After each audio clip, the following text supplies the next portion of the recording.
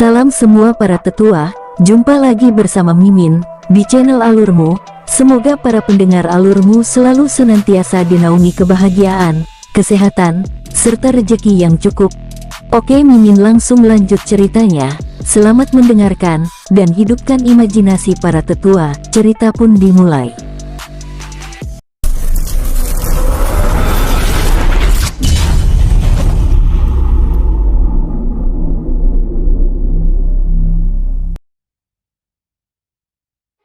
Aku rasa tempat kecil dan terpencil ini tidak ada yang mengenali kita, jawab King Ruo.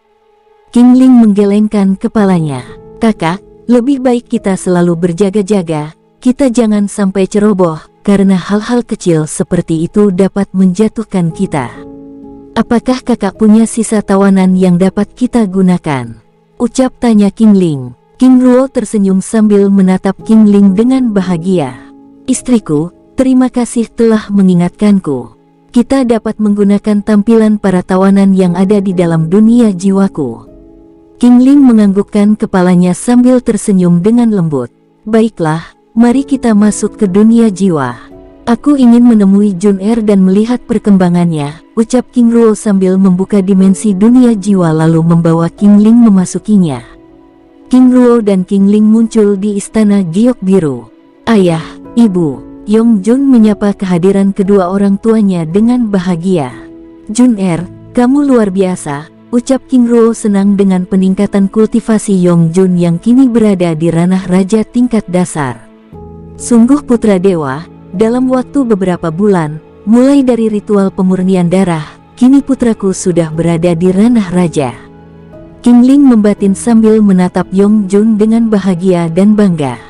Jika aku dapat segera membawanya ke daratan ilahi, mungkin kultivasinya tidak dapat terbendung, batin King Ruo. Ayah, kita ada di mana sekarang?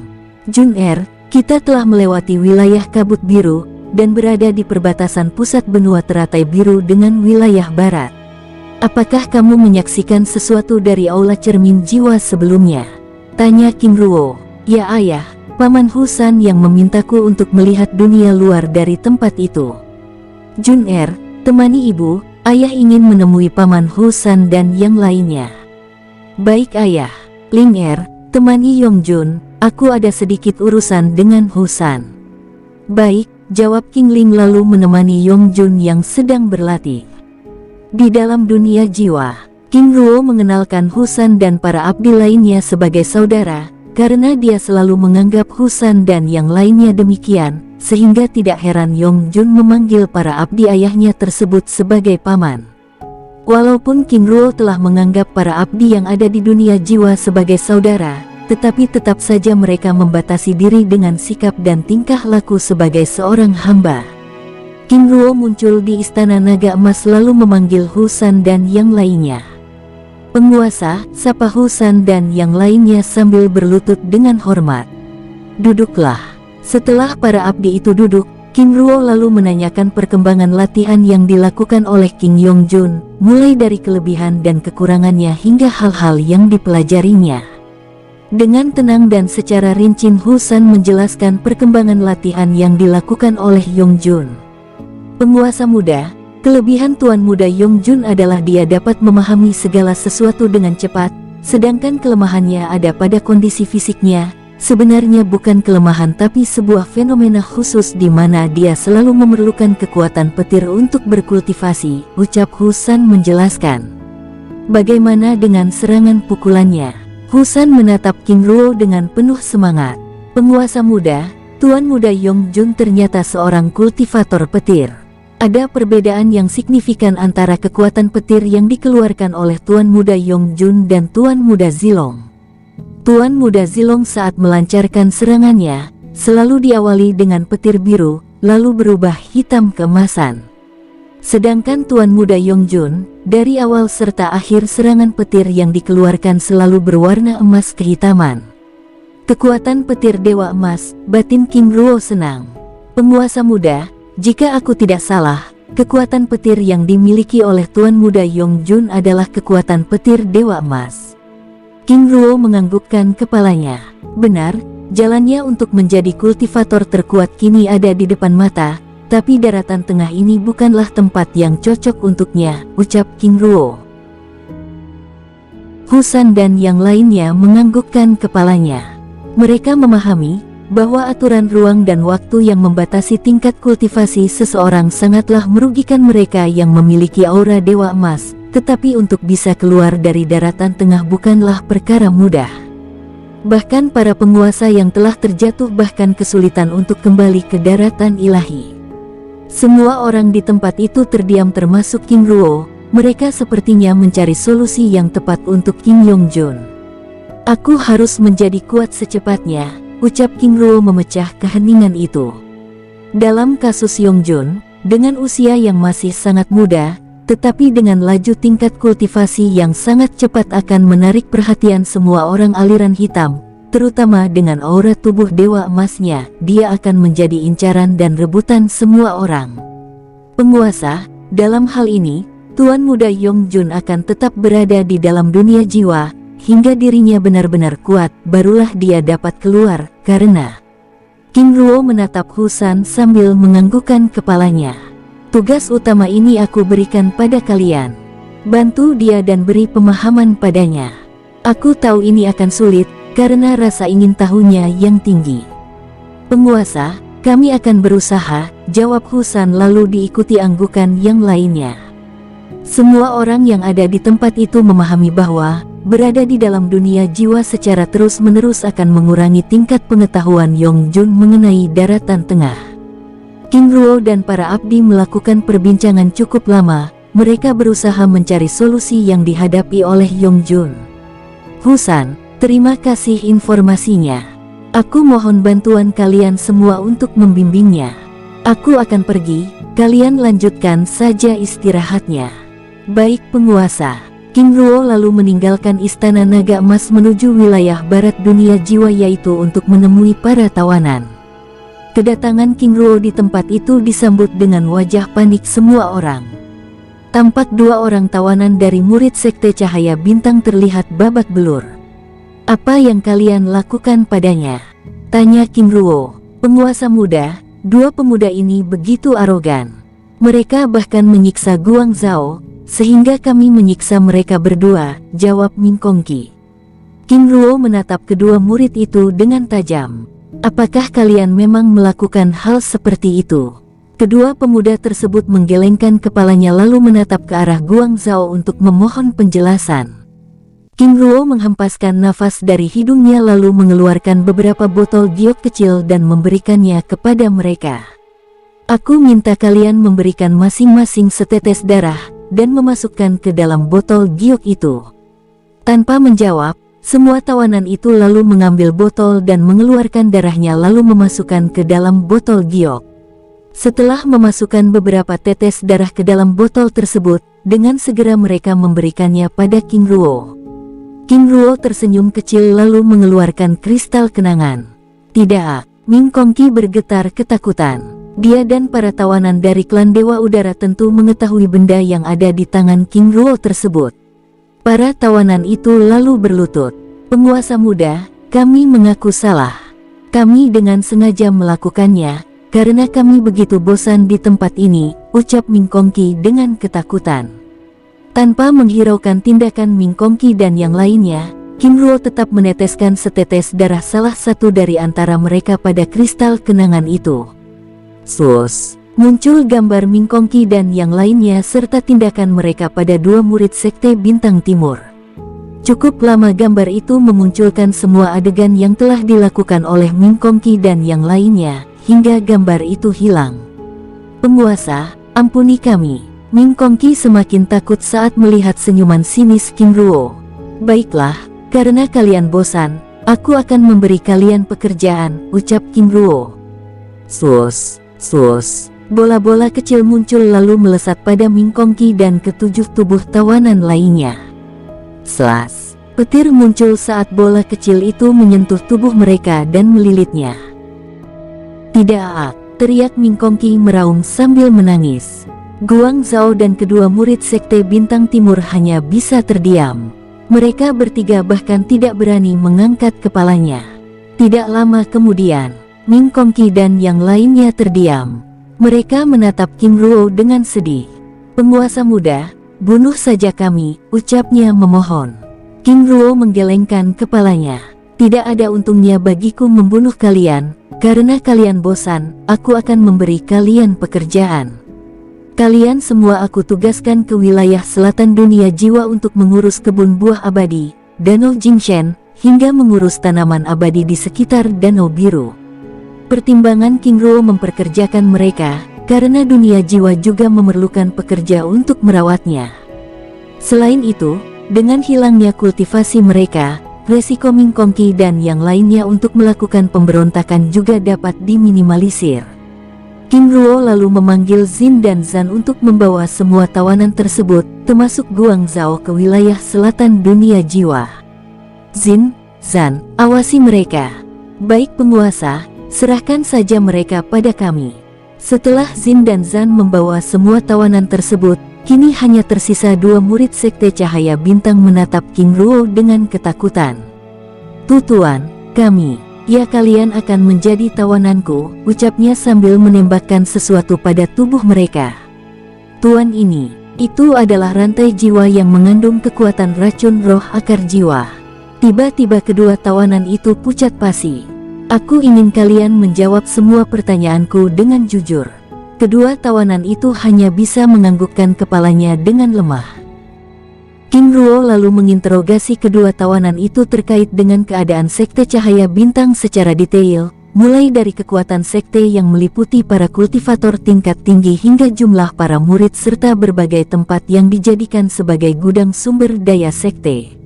Kedua tawanan yang diketahui sebagai Zhang dan Wuling itu merupakan murid inti sekte. "Baiklah, aku akan pergi, kalian berdua bisa pergi ke selatan dunia jiwa untuk bekerja di sana." Zhang dan Wuling hanya bisa menganggukkan kepala, sambil menatap kepergian King Ruo dengan sedih. King Ruo dan King Ling beristirahat selama beberapa hari di dalam dunia jiwa, sambil mengawasi Yong Jun yang sedang berlatih, serta para tawanan yang kini menjadi pekerja di wilayah selatan dunia jiwa. "Jun, berlatihlah yang baik, ayah dan ibu akan melanjutkan perjalanan." "Baik ayah, aku mengerti," jawab Yong Jun dengan penuh semangat.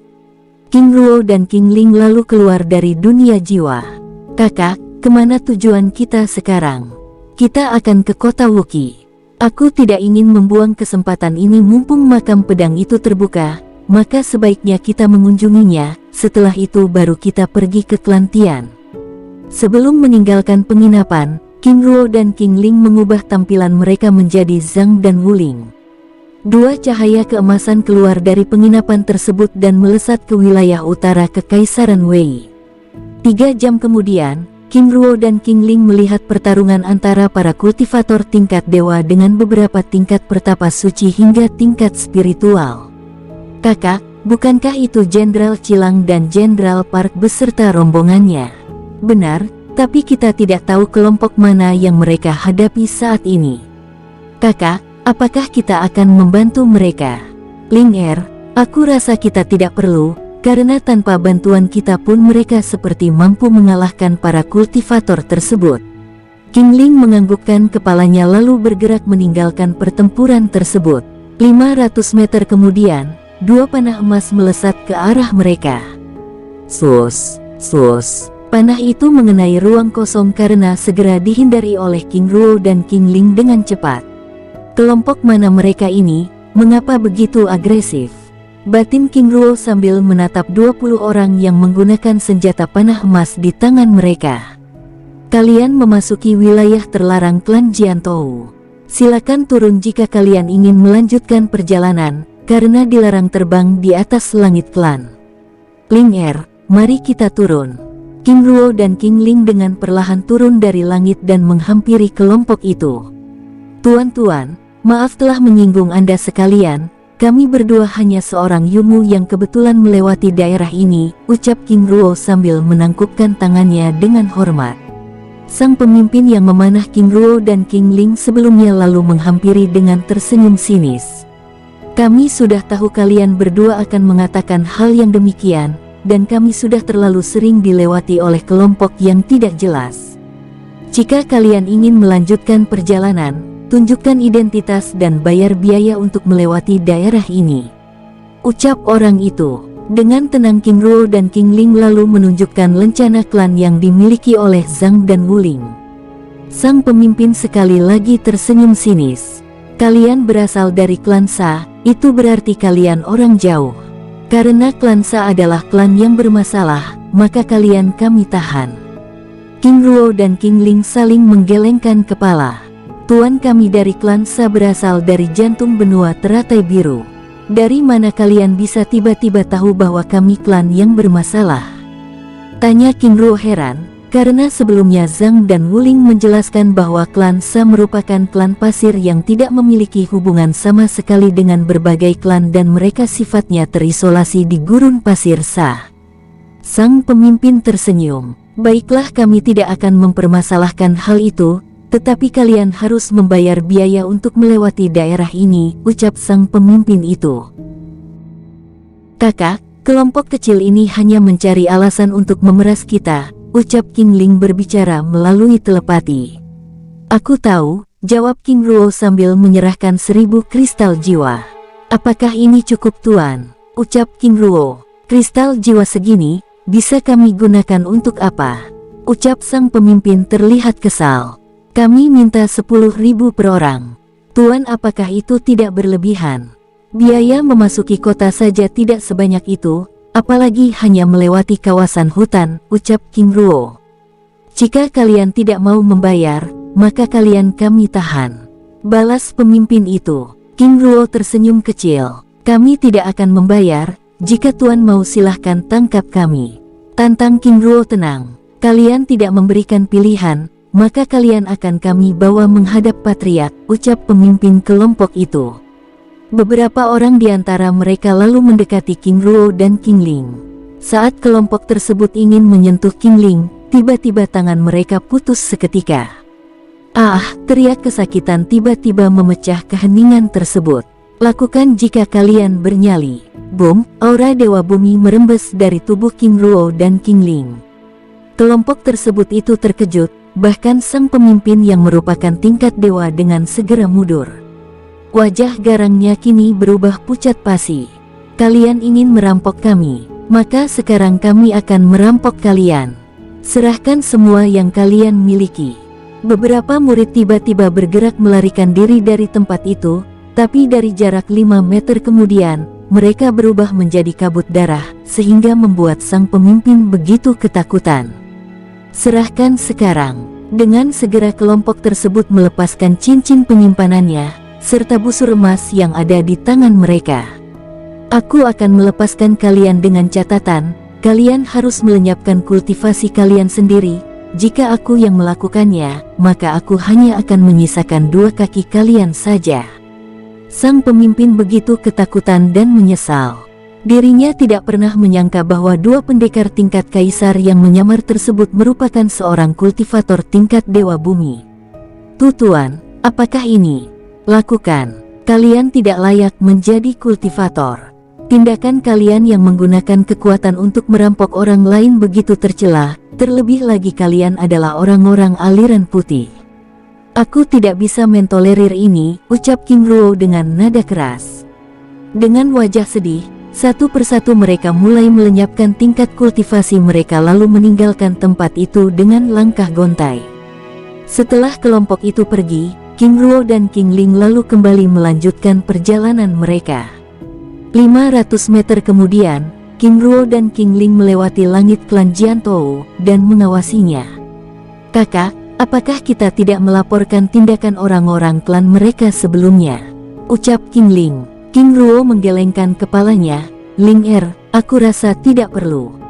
Dengan hukuman yang telah kuberikan sebelumnya, tentu akan menyadarkan mereka.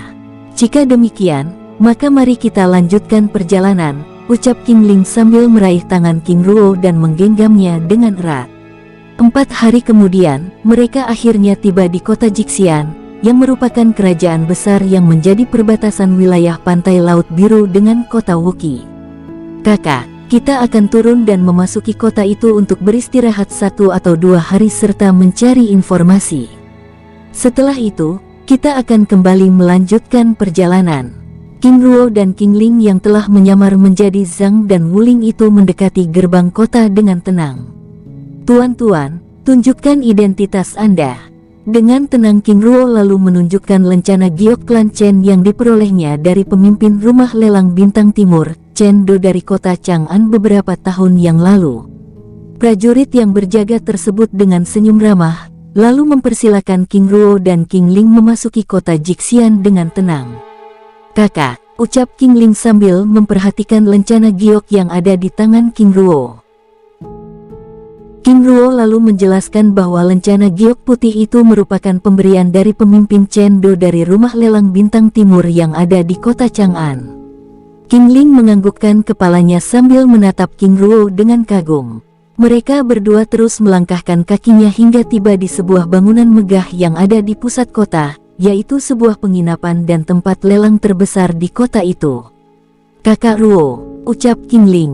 "Iya Linger, ini adalah cabang dari rumah lelang bintang timur yang dimiliki oleh orang-orang dari klan Chen. Kita akan menginap beberapa hari di tempat ini," ucap King Ruo. Kedatangan King Ruo dan King Ling disambut ramah oleh manajer rumah lelang. "Tuan, ada yang bisa kami bantu? Aku ingin layanan penginapan di tempat ini," sambil menunjukkan lencana giok tamu kehormatan klan Chen. Tuan, mari," ucap sang manajer lalu membawa King Ruo dan King Ling menuju sebuah kamar terbaik di tempat itu. "Tuan, ini kamar untuk tuan." "Tidak perlu, kami hanya perlu satu kamar saja," sela King Ruo saat melihat sang manajer hendak membawa King Ling ke kamar lainnya. Baik, tuan silahkan beristirahat, para pelayan akan datang mengantarkan makanan dan melayani Anda."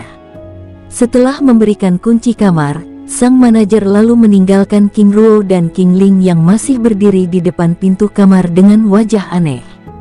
"Kakak Ruo," wajah manajer itu. King Ling cekikikan. "Aku tahu apa yang dia pikirkan.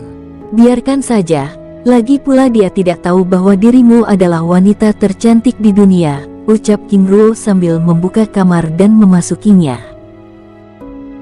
Manajer penginapan rumah lelang bintang timur dibuat kalang kabut. Dia tidak pernah mengira akan didatangi oleh tamu kehormatan klan yang kedudukannya hampir sama dengan tetua agung. Dengan segera dirinya memerintahkan para pelayan untuk menyiapkan makanan dan minuman terbaik serta para penghibur untuk melayani King Ruo dan King Ling. "Ingat, jangan menyinggung tamu kita itu, dan perlakukan dia seperti Patriark Chen Do." "Baik," jawab para pelayan lalu bergegas pergi ke kamar tersebut. Di dalam kamar penginapan, "Kakak," ucap King Ling sambil mengganti pakaiannya. "Baiklah," ucap King Ruo juga mengganti pakaiannya. King Ruo mengubah tampilan wajahnya lalu menghampiri King Ling dan memeluknya dengan erat. Saat King Ruo hendak mengecup bibirnya, tiba-tiba pintu kamar diketuk. "Tok, tok, tok. Tuan, kami mengantar makanan." "Baik, sebentar." King Ruo lalu mengecup bibir King Ling dengan singkat lalu meminta King Ling bersembunyi. King Ruo kembali mengubah tampilan wajahnya menjadi Zhang lalu membuka pintu kamar. Di balik dinding yang ada di dalam kamar itu, King Ling hanya bisa tersenyum kecil saat melihat wajah kesal King Ruo yang gelagapan membukakan pintu. "Tuan," para pelayan memasuki ruangan sambil membawa makanan serta beberapa gadis cantik dengan pakaian seksi. "Kami hanya perlu makanan dan minumannya saja, sedangkan mereka," ucap King Ruo sambil menatap para gadis cantik itu dan menggelengkan kepalanya. Baik tuan." Para pelayan tersebut meletakkan makanan di atas meja lalu keluar dari ruangan itu serta para gadis cantik yang masuk sebelumnya. "Kami ingin beristirahat, jika kami perlu sesuatu, maka kami akan memanggil kalian." Baik tuan." Setelah para pelayan itu keluar dari ruangan tersebut. Setelah para pelayan keluar, dengan segera King Ruo menutup pintu dan mengubah tampilan wajahnya. "Kakak, kita makan dulu," sambil mengambilkan makanan dan menyiapkannya. King Ruo mengambil kursi dan duduk dengan tenang lalu menikmati makanannya. "Apa kalian menyinggungnya?" tanya manajer penginapan marah saat melihat pelayan dan para wanita yang dikirimnya kembali. "Tuan Chen Qin, kami bahkan tidak melakukan apa-apa," jawab para pelayan itu jujur. "Itu berarti mereka tidak membutuhkan kalian." Baiklah, sekarang kalian boleh pergi. Manajer Chen Qin tersenyum penuh arti sambil menggeleng-gelengkan kepalanya. Dugaanku benar, mereka tidak akan membutuhkan wanita, karena mereka terlihat seperti mesra sekali, ucapnya sambil tersenyum penuh arti lalu memasuki ruangan kerjanya. Di dalam kamar penginapan, King Ruo dan King Ling yang telah selesai menikmati makanannya lalu membaringkan diri di atas tempat tidur mewah sambil bercengkrama hangat. Kakak, apakah kita akan langsung ke kota Wuki? Aku rasa besok pagi kita sudah boleh melanjutkan perjalanan, tapi aku ingin tahu apakah rumah lelang ini akan mengadakan pelelangan. Jika iya, maka kita dapat mengikuti pelelangan terlebih dahulu. King Ruo lalu memanggil pelayan dan meminta manajer untuk datang di ruangannya. Tidak lama kemudian pintu kamar diketuk. Tuan, hamba manajer Chen Qin datang menghadap. King Ruo lalu membukakan pintu kamar dan mempersilakan manajer tersebut memasuki ruangan. Tuan, ada urusan apa Anda memanggil hamba? Ucap sang manajer. Manajer Qin, aku ingin menanyakan, apakah pihak rumah lelang akan mengadakan pelelangan? Ada tuan, tapi 2 minggu lagi. Berarti harus menunggu hingga 2 minggu lagi. Tuan, apa item lelangnya sudah ada? Tanya King Ruo. Ada tuan, tapi hanya beberapa saja. Jika tuan ingin menunggu beberapa hari lagi, aku rasa akan ada yang datang menitipkan benda lelangnya. Tuan, boleh aku melihat item lelang yang sudah ada tersebut? Bisa tuan, Anda bisa ikut saya sekarang juga. King Ruo sangat senang lalu berdiri dari kursinya dan memanggil King Ling yang telah merubah tampilan wajahnya menjadi murid Wuling.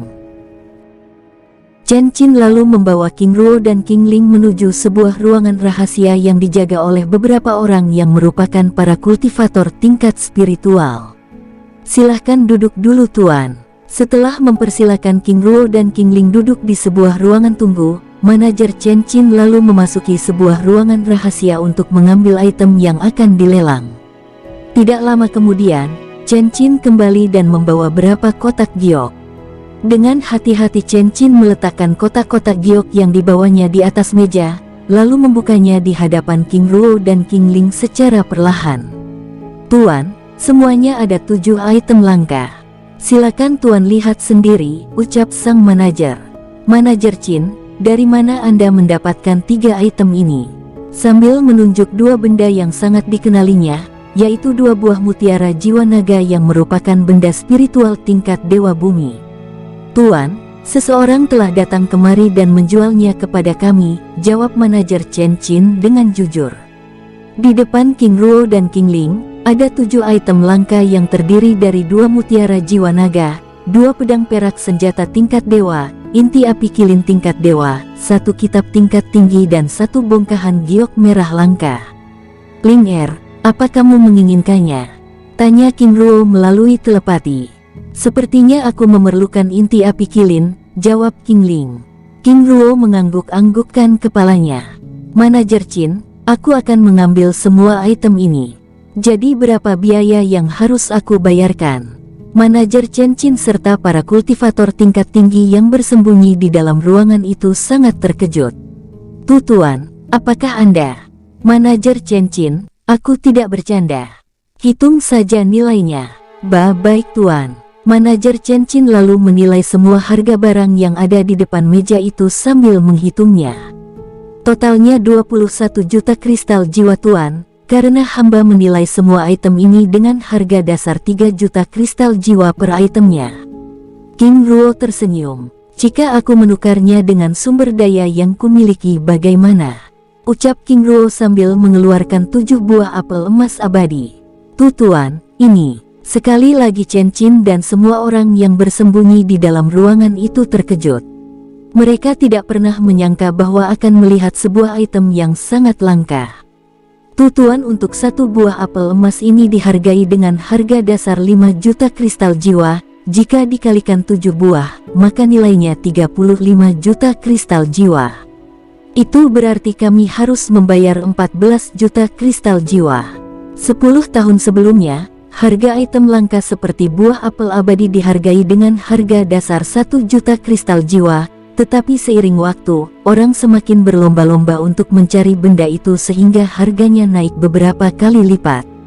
King Ruo dan King Ling begitu terkejut, mereka tidak pernah menyangka bahwa buah-buahan yang mereka makan seperti buah biasa itu kini semakin mahal. Saat ini mereka berbicara mengenai harga dasar, jika dilelangkan, maka harganya mungkin naik beberapa kali lipat. King Ruo teringat saat dirinya menjual barang tersebut di rumah lelang bintang timur di kota Chang'an. Harga dasar per buahnya hanya 500.000 kristal jiwa, tetapi karena terjadi persaingan penawaran hingga harganya mencapai puluhan juta kristal jiwa. Di sisi yang lain, manajer Chen Qin teringat dengan cerita yang disampaikan oleh Patriark Chen Do bahwa beberapa tahun yang lalu di kota Chang'an, bahwa ada seorang pemuda yang menjual item tersebut, sehingga Chen Do memberikan lencana giok tersebut. Manajer Chen Qin menatap King Ruo dan King Ling dengan penasaran dan hormat. Chen Qin yakin bahwa pemuda yang ada di hadapannya merupakan orang yang sama. Dengan segera dirinya lalu membungkus item yang ada di hadapannya dan menyerahkan cincin penyimpanan tingkat langit yang berisi 14 juta kristal jiwa. Di tempat tersembunyi di dalam ruangan itu, para kultivator tingkat spiritual yang berjaga menatap King Ruo dan King Ling dengan tubuh bergidik. Mereka yakin bahwa yang di hadapan mereka bukanlah kultivator tingkat kaisar tetapi seorang kultivator tingkat dewa. Satu persatu mereka memunculkan diri di hadapan King Ruo dan King Ling, sambil menangkupkan tangannya dengan hormat. Mereka meyakini bahwa bersembunyi merupakan hal yang sia-sia di hadapan para pendekar kultivator tingkat dewa. Kemunculan mereka yang tiba-tiba di hadapan King Ruo dan King Ling yang ditanggapi dengan sikap biasa itu semakin meyakinkan mereka bahwa keberadaan mereka telah diketahui. King Ruo dan King Ling menyambut kedatangan para pendekar tingkat spiritual itu dengan ramah sambil menangkupkan tangannya dengan hormat. Tuan, kami mohon maaf karena telah memata-matai Anda, tetapi itu adalah tugas kalian, aku tidak mempermasalahkannya, ucap King Ruo dengan santai. Setelah menerima pembayaran dan barang yang telah diambilnya, King Ruo dan King Ling lalu kembali ke dalam kamarnya dan meminta manajer untuk tidak mengganggu mereka dalam beberapa hari ke depan. Di dalam kamar, King Ruo dan King Ling lalu memasuki dunia jiwa dan mulai berlatih di utara dunia jiwa. Ling Er, ini untukmu, ucap King Ruo sambil menyerahkan beberapa item hingga menyisakan 2 buah mutiara jiwa naga. Kakak, ini, simpanlah dan gunakan. Aku hanya memerlukan 2 benda ini untuk segera naik ranah ke Dewa Bumi tingkat puncak. Baik, setelah menerima item yang diberikan oleh King Ruo, mereka berdua lalu mulai berkultivasi dengan serius. King Ruo mulai menyerap salah satu mutiara jiwa naga, sedangkan King Ling mulai menyerap inti api kilin. Mimin geser sedikit ceritanya. Di ruang penyimpanan item lelang, manajer Chen Qin terlihat sangat bahagia. Tidak henti-hentinya dia terus memperhatikan 7 buah apel emas yang ada di atas meja dan menatapnya dengan seksama. Ini akan menjadi item lelang yang sangat menguntungkan. 1 buah apel emas ini bisa saja akan laku hingga 20 juta kristal jiwa, itu berarti kita akan untung besar. Chen Qin lalu mengambil 1 buah dan menyimpannya ke dalam cincin penyimpanan yang dimilikinya dan membagi 1 buah lagi pada mereka yang ada di dalam ruangan itu. Aku rasa dengan 5 buah ini, kita akan untung setidaknya lebih dari 100 juta kristal jiwa, ucapnya senang.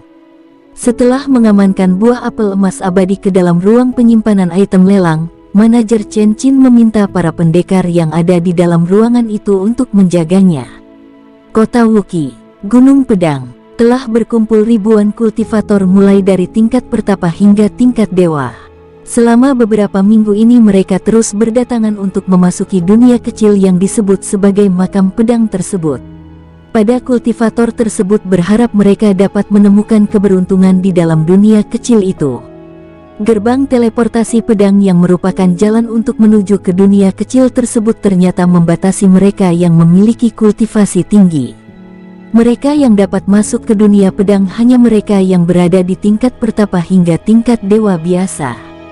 Di sebuah kedai sederhana yang tidak jauh dari makam pedang, Silong Er, aku rasa ayahmu tidak akan datang ke tempat ini, mengingat gerbang teleportasi pedang hanya dapat dimasuki oleh mereka yang berada di ranah tingkatan dewa biasa, sedangkan ayah dan ibu sudah melebihi tingkatan itu. Zilong menggelengkan kepalanya dengan wajah santai. Paman Fang, Paman Junda, tujuan kita datang ke tempat ini adalah untuk mencari sumber daya. Jika kedua orang tuaku ada di wilayah Kekaisaran Wei, aku yakin mereka akan datang dan mereka memiliki berbagai cara untuk dapat masuk ke dalam makam pedang itu. Aku harap mereka datang, ucap Junda dan Fang bersamaan. Aku semakin penasaran, berapa lama lagi gerbang ini akan terbuka? Tanya seorang pemuda pada temannya yang sepertinya sudah bosan.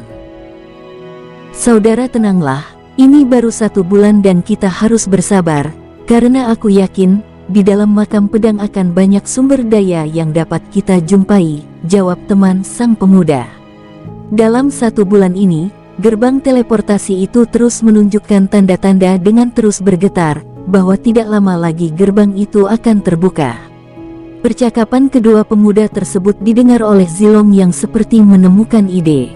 Dengan santai Zilong menghampiri kelompok tersebut dan memperkenalkan diri sebagai Liongxi yang berarti naga barat.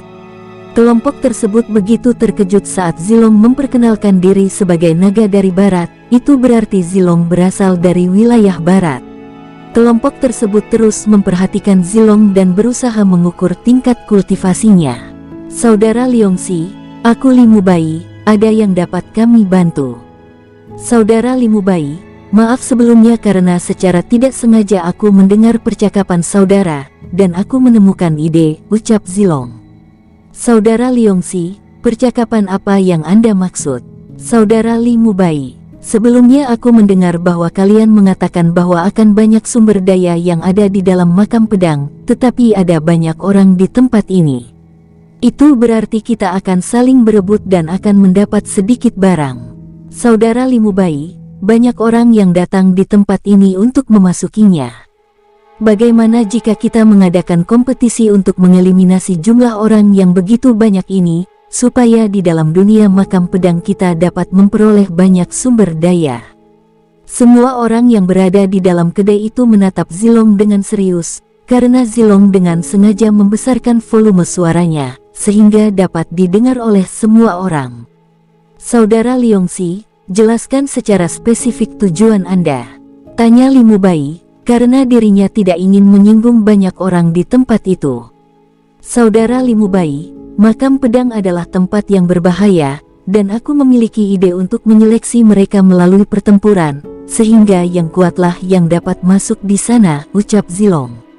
Aku kurang setuju, karena semakin banyak orang yang masuk, maka semakin mudah kita bertarung melawan orang-orang yang ada di dalam sana, jawab pemuda yang lainnya.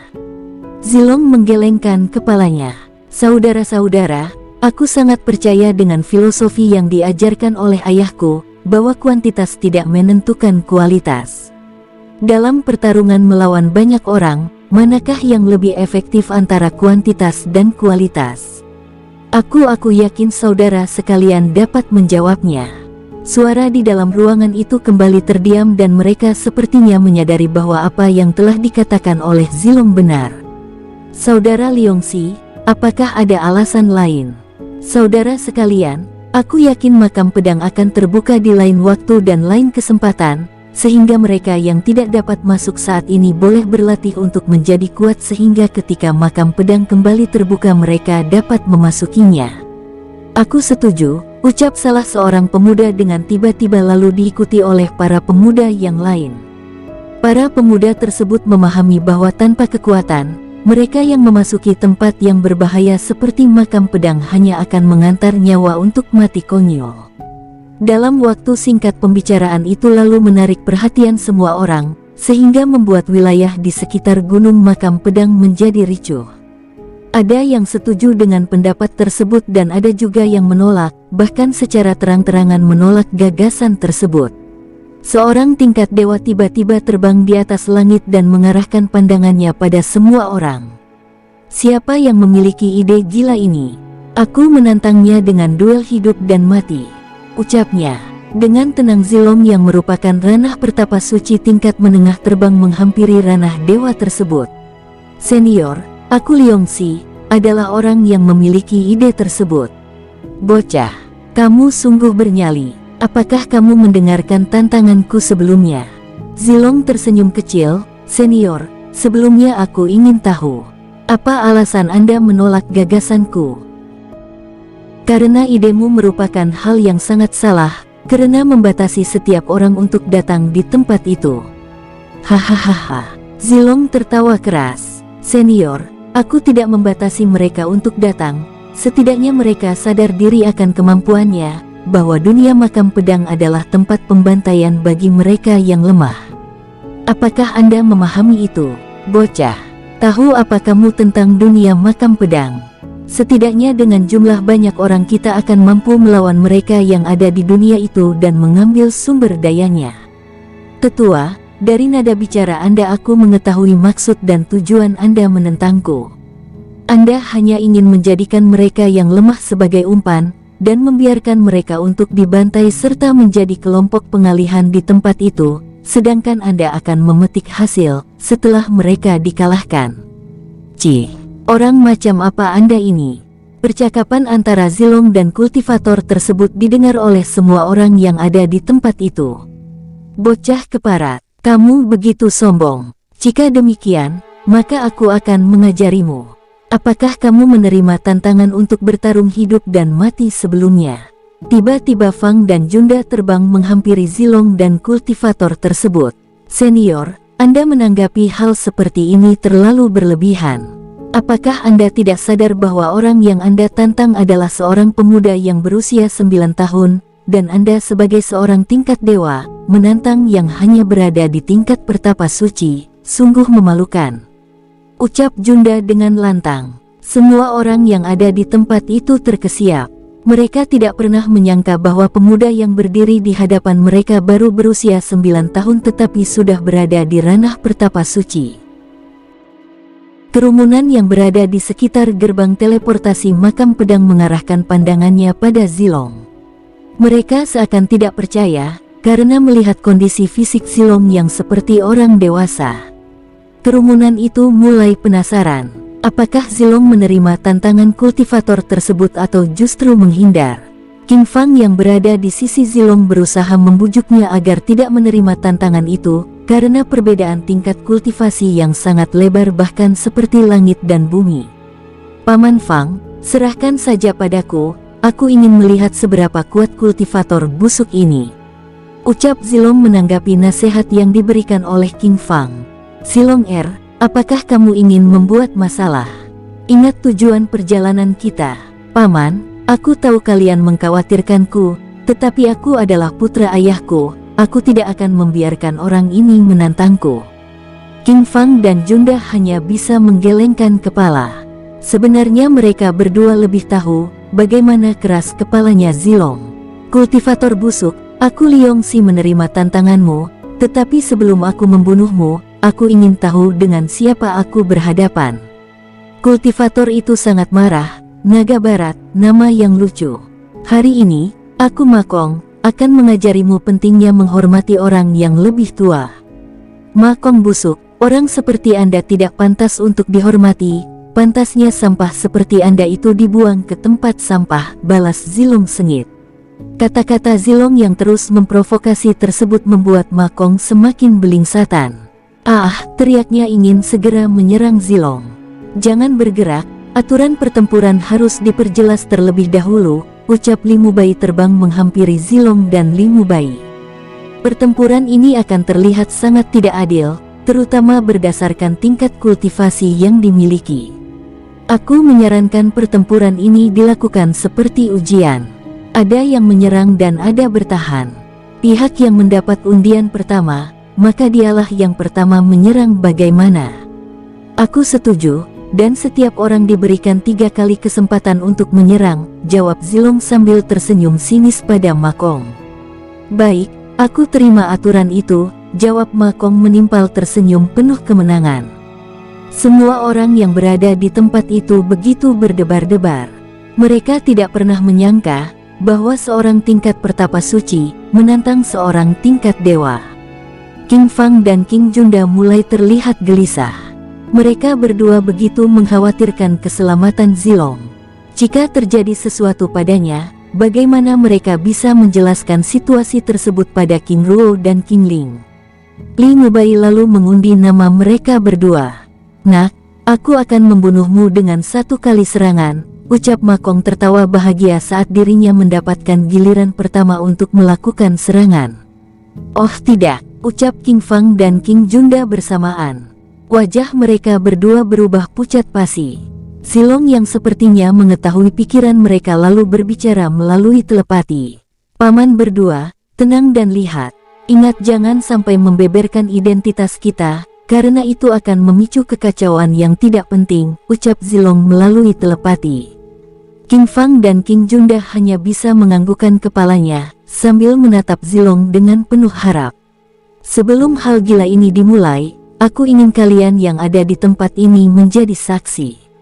Apabila salah satu di antara mereka melarikan diri, maka kita boleh membunuhnya secara bersama-sama," ucap Li Mubai membuat suasana di tempat itu terlihat mencekam. Mereka semua begitu penasaran dengan identitas dan latar belakang, serta kekuatan yang dimiliki oleh Zilong. Naga Barat, apakah ada hubungannya dengan penguasa Barat? Semua orang di tempat itu berspekulasi. Di atas langit, Zilong berdiri dengan tenang sambil mengarahkan pandangannya pada Ma Kong yang terlihat sangat berambisi untuk membunuhnya dalam sekali serangan. "Mulai!" teriak Li Mubai. Sung, udara bergetar di atas langit gerbang teleportasi makam pedang. Ma Kong menarik kekuatan langit dan bumi yang terpusat pada telapak tangannya untuk melancarkan serangan terkuat pada Zilong. "Mati!" teriak Ma Kong lalu melepaskan serangan terkuatnya dalam bentuk tombak hitam. "Tidak!" teriak Fang dan Junda. Wush! Boom! Ledakan dahsyat mengguncang langit gunung makam pedang, hingga menggetarkan seluruh wilayah yang ada di tempat itu. Sus! Tubuh Zilong terlempar 5 meter dari tempatnya berdiri. Apa? Semua orang yang berada di tempat itu seakan tidak percaya dengan apa yang mereka lihat. Dengan serangan yang begitu dahsyat, hanya dapat mengiriminya terbang sejauh 5 meter saja. Para penonton bergumam, yang semakin mengejutkan mereka adalah kondisi fisik Zilong yang tidak terluka sama sekali. Fang dan Junda yang sebelumnya hampir menangis hanya bisa menatap Zilong dengan takjub. Mereka berdua tidak pernah menyangka bahwa keponakan kecilnya tersebut mampu menahan serangan yang mematikan itu. Ma Kong menatap Zilong dengan tatapan tidak percaya. "Bagaimana mungkin?" ucapnya dengan mulut bergetar. 2 kali lagi, ucap Zilong membuyarkan lamunannya. Sekali lagi langit di atas gunung makam pedang bergetar hebat, di mana kekuatan langit dan bumi sekali lagi ditarik dengan paksa untuk berkumpul pada telapak tangan Ma Kong. Sus! Boom! Ledakan dahsyat dengan kekuatan 2 kali lipat menghantam tubuh Zilong dan mengirimnya hingga terbang sejauh 10 meter. Ribuan penonton yang menyaksikan serangan itu hanya bisa terdiam. Mereka tidak dapat membayangkan jika mereka berada di posisi Zilong. "Jika itu aku, dapat dipastikan aku akan menjadi kabut darah," ucap pemuda sambil menggelengkan kepalanya. Di dalam hati, mereka semakin penasaran dengan identitas dan latar belakang yang dimiliki oleh Zilong. Zilong yang terlempar berusaha bangkit berdiri lalu menghampiri Ma Kong yang mematung. Dari sudut bibirnya, darah segar kini mulai menetes. "Serangan terakhir, setelah itu giliranku." Suara lantang Zilong membuyarkan lamunan semua orang untuk kembali tersadar dari pikirannya masing-masing. Ma Kong terlihat gelagapan menanggapi tantangan tersebut, karena 2 serangan yang telah dilancarkan sebelumnya merupakan serangan terkuat yang dimilikinya. "Jangan menunda. Jika tidak mau, maka giliranku yang akan menyerang," ucap King Zilong memprovokasi. "Ah, kamu akan mati." Wung! Udara bergetar. Kembali lagi kekuatan langit dan bumi tersedot hingga 3 kali lipat dengan paksa, lalu berpusat pada telapak tangan Ma Kong, lalu memunculkan tombak hitam raksasa. Sus! Tombak raksasa itu lalu melesat dengan kecepatan tinggi menghantam Zilong. Boom! Ledakan yang begitu dahsyat bergema sekali lagi, bahkan dengan serangan tersebut, berapa tingkat pertapa terlempar terkena imbasnya. Fang dan Junda terduduk dengan lutut bergetar saat melihat tubuh Zilong terlempar hingga ratusan meter. Boom! Tubuh yang terlempar tersebut menghantam dinding gunung dan terbenam hingga 3 meter di dalamnya. Bocah nakal, akhirnya kau mati juga, ucap Ma Kong sambil tertawa keras. Semua orang terdiam dan mereka meyakini bahwa Zilong benar-benar telah terbunuh karena tidak dapat merasakan aura Zilong lagi. Dengan segera Fang dan Junda terbang ke arah dinding gunung tempat Zilong terlempar. Tapi baru beberapa meter mereka bergerak, tiba-tiba mereka berdua menghentikan tindakannya. Dari dinding gunung tersebut tiba-tiba, Zilong keluar dengan senyum sinis menatap Ma Kong dengan tajam. Apa? Semua orang di tempat itu terdiam, mereka tidak pernah menyangka bahwa serangan yang begitu mematikan masih tidak berpengaruh pada fisiknya. Ma Kong, seranganmu hanya membuat tubuhku geli. Sungguh memalukan. Serangan seorang kultivator tingkat dewa, tetapi tidak ubahnya seperti serangan tingkat kaisar. Baiklah, kini giliranku, ucap King Zilong. Zilong lalu mengangkat tangan kanannya ke langit.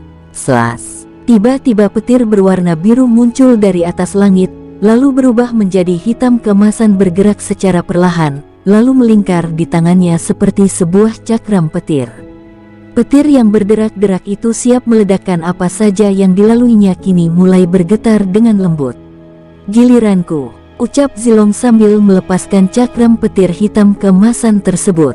Serak, ledakan dahsyat mengguncang langit gunung makam pedang dengan suara ledakan yang hampir membuat telinga tuli. Boom, sus, boom. Tubuh Ma Kong dikirim terbangun hingga menghantam dinding gunung dan melukainya dengan parah. Semua orang di tempat itu begitu terkejut. Mereka tidak pernah menyangka, dengan satu serangan tunggal saja telah membuat Ma Kong terluka parah. Serangan keduanya pasti akan membuat Ma Kong, ucap semua orang sambil menggelengkan kepala. Dia sungguh monster, tidak heran, sesuai dengan namanya yang merupakan naga dari barat, ucap yang lain menimpali. Ingat wajahnya baik-baik. Jangan sampai kita menyinggungnya, ucap yang lain mengingatkan. Dengan usia 9 tahun, tetapi tingkat kultivasinya begitu mengerikan. Bahkan mampu menahan serangan tingkat dewa dan melukainya dengan parah. Apakah dia putra penguasa dari barat?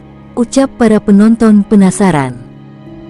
Ma Kong berusaha berdiri. Hantaman petir yang diterimanya benar-benar telah melukainya dengan parah.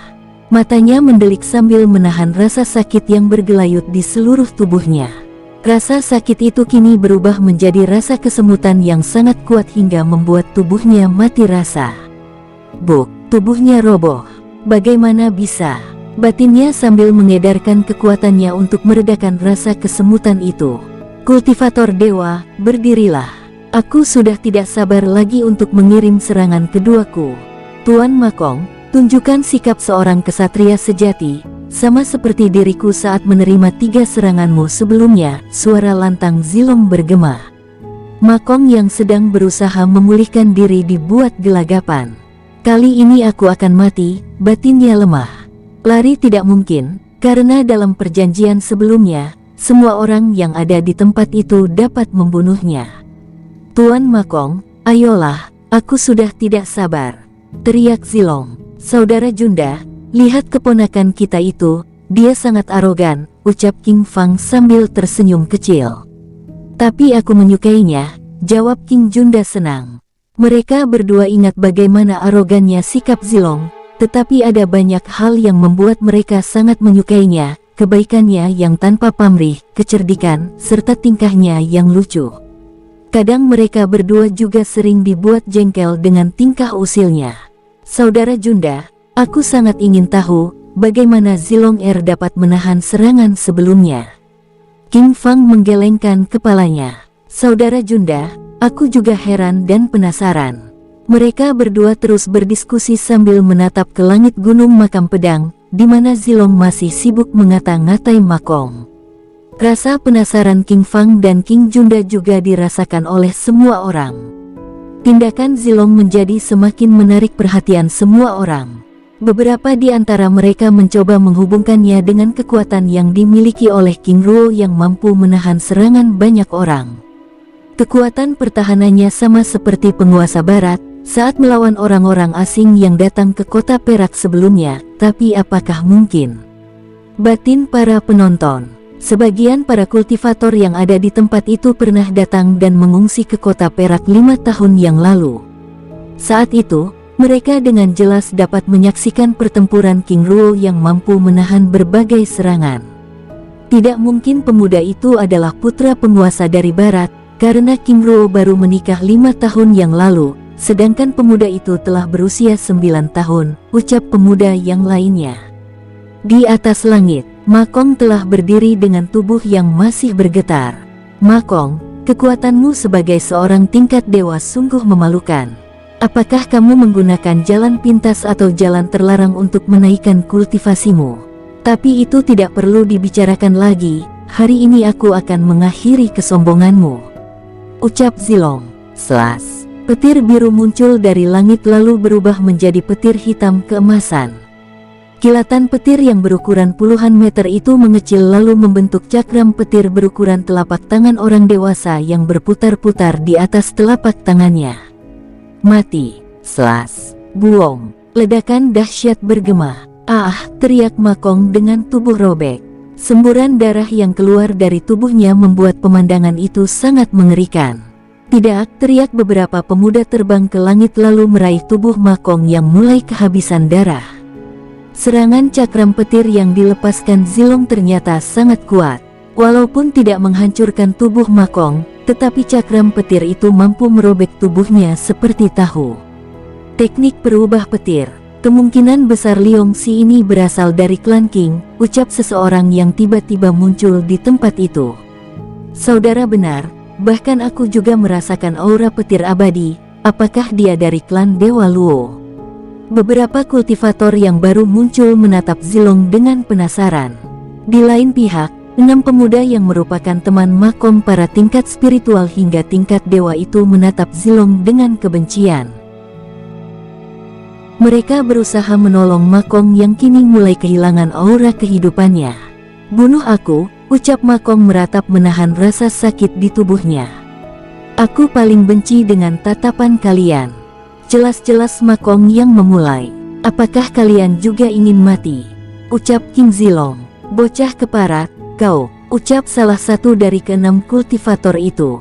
Serang saja, aku akan menerima pukulan kalian, tetapi kalian juga harus menerima pukulanku, ucap Zilong. Para pemuda itu akhirnya menarik diri, mereka dengan jelas mengetahui kekuatan serangan Zilong sebelumnya. Liong Si, kami akan mengingat ini semua. Tunggu saja pembalasan kami. Apa? Kalian mengancamku? Ingat, aku akan mendatangi klan Ma, dan aku akan meratakan tempat tinggal kalian itu, hingga menjadi padang pasir. Bocah tengik, jangan sombong kamu. Kalian yang tengik, sudah tahu Ma Kong yang salah, tapi masih menyalahkan orang lain. Cih, tolong jaga sikap kalian. Pertarungan ini sebelumnya sudah diatur, dan jika kalian menyerang, maka kami semua yang ada di tempat ini akan membunuh kalian, ucap Li Mubai mengingatkan. Minggir kalian, ini adalah pertarungan hidup dan mati. Ke-6 pemuda dari klan Ma itu benar-benar sangat marah. Mereka tidak memperdulikan keberadaan orang lain lagi, lalu bersiap-siap melancarkan serangan terkuatnya pada Zilong. Wong, gerbang teleportasi yang menuju dunia makam pedang terbuka. Lihat. Gerbang teleportasi terbuka. Ayo kita masuk, ucap beberapa pemuda lalu bergerak meninggalkan tempat itu. Kalian urus saja sampah kalian ini, aku sudah tidak berniat lagi untuk membunuhnya, ucap Zilong. Tanpa menghiraukan tatapan tajam ke-6 pemuda dari klan Ma, Zilong lalu menghampiri kedua pamannya dan mengajaknya untuk segera masuk ke dalam gerbang teleportasi lalu menghilang di sana. Ah, ke-6 pemuda itu sangat marah. Di atas langit, ke-6 pemuda dari klan Ma itu masih belum juga beranjak pergi. Mereka mengatur strategi bagaimana cara untuk membunuh Zilong.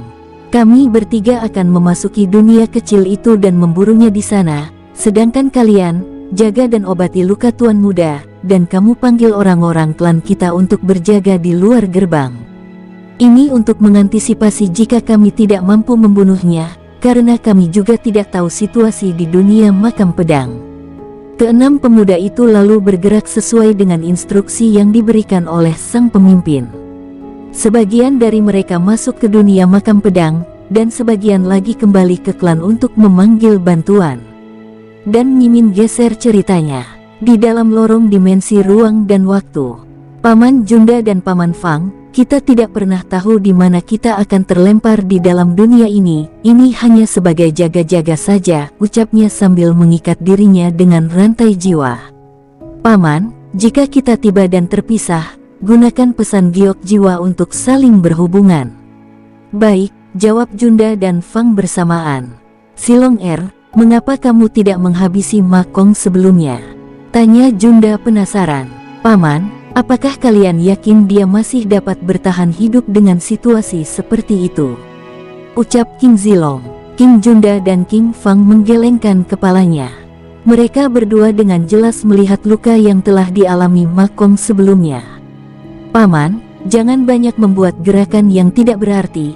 Aku takut jalur teleportasi ini mengalami masalah. Baik, di dalam lorong ruang dan waktu, para kultivator muda yang telah menyaksikan pertarungan Zilong dan Ma Kong sebelumnya terus menjaga jarak. Ingat, jangan sampai kita menyinggungnya, ucap para pemimpin kelompok lain sambil menatap Zilong dengan hormat. Di sisi lain, beberapa pemuda ingin menjalin persahabatan dengan Zilong, tetapi mereka tidak berani melakukannya, bahkan dengan Limu Bai yang hanya bisa menatap Zilong dan kelompoknya dari jarak jauh. Di dunia luar, di atas gunung makam pedang, ribuan orang terus memasuki gerbang teleportasi. Ling kita hampir saja terlambat, ucap King Ruo yang sudah naik ranah Dewa Bumi tingkat puncak. King Ruo dan King Ling berdiri di puncak gunung sambil mengitari pandangannya pada semua orang. Kakak, apakah terjadi sesuatu pada Zilong? Ucap tanya King Ling. Ling aku juga tidak tahu. Tetapi dari jejak aura yang kurasakan, sepertinya dia baru saja bertempur di tempat ini, jawab King Ruo. Tapi di mana dia? Tanya King Ling dengan wajah khawatir. Ling ada dua kemungkinan. Pertama, dia telah pergi dari tempat ini. Kedua, dia telah memasuki gerbang teleportasi itu, ucap King Ruo, sambil menunjuk gerbang teleportasi yang masih terbuka dan berdengung dengan keras. Ling sebaiknya kita segera memasuki gerbang itu. Ingat dengan teknik yang ku jelaskan sebelumnya.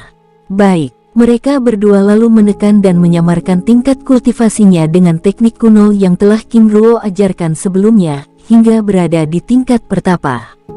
Sebelumnya di kota Jixian, tepatnya di dalam kamar penginapan rumah lelang bintang timur, mereka berdua telah berhasil menyerap kekuatan sumber daya yang dibeli dari rumah lelang itu. King Ruo berhasil naik tingkat di ranah Dewa Bumi tingkat puncak, sedangkan King Ling, ranah Dewa Langit tingkat dasar. Setelah berhasil menaikkan tingkat kultivasinya, King Ruo dan King Ling lalu bergegas meninggalkan kamar penginapan menuju kota Wookiee. Dan tidak mereka sangka, baru saja mereka tiba di kota itu, gerbang teleportasi menuju dunia makam pedang telah terbuka. Ling ayo kita masuk, ucap King Ruo sambil meraih tangan King Ling lalu bergerak mendekat ke dalam gerbang teleportasi makam pedang. Bersambung, sampai ketemu di episode selanjutnya. Semoga kalian semua selalu terhibur, dan terima kasih.